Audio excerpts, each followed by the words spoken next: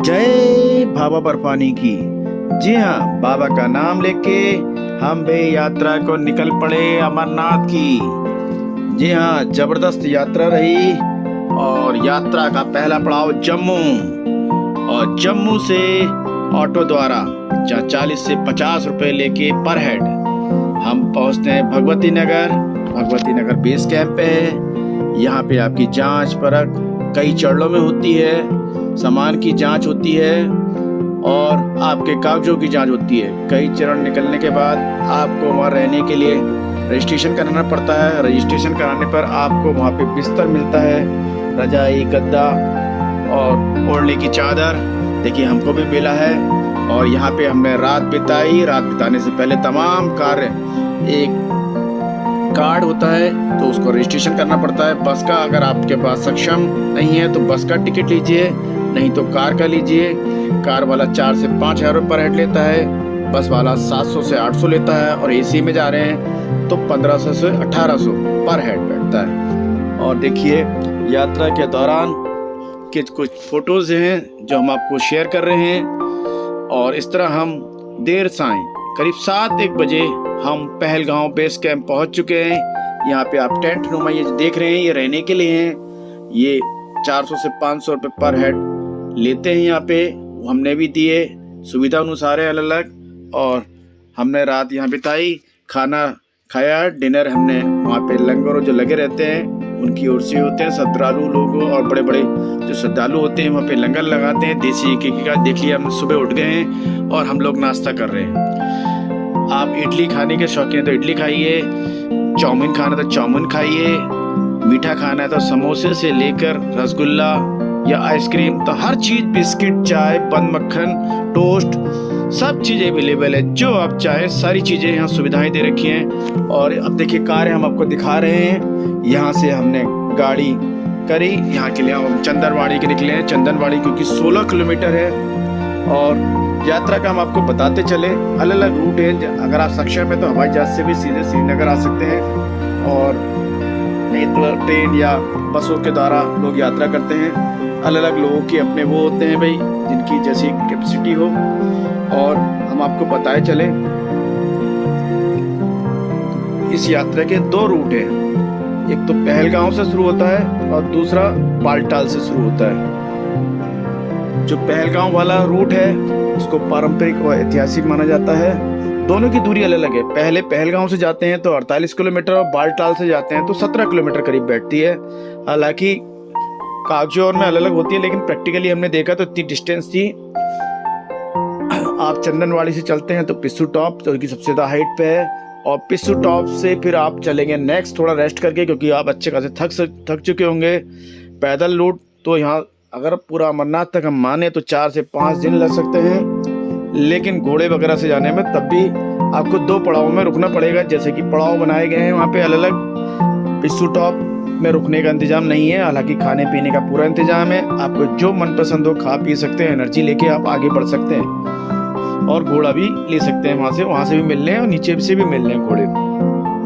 उसके बाद आप जो पहुंचेंगे शेषनाग। जी हाँ, शेषनाग पहुंचने पे भी आप खाना पी खा सकते हैं। और शेषनाग जनरली यहाँ पे लोग रुकते हैं, 95% लोगों को रोका जाता है क्योंकि टाइम आउट हो जाता है। टाइम एक लिमिट है, क्योंकि हर बैरियर बना हुआ है। बैरियर से मतलब है कि हर स्पॉट है, किसी को दिक्कत ना है, क्योंकि पहाड़ी हिल एरिया है, हिमालय एरिया है। कब बारिश हो जाए, बर्फ पड़ जाए, कब भूस्खलन हो जाए, चट्टाने गिरने का, पत्थर गिरने का भय रहता है। लिहाजा हर चीज़ की सिक्योरिटी रहती है।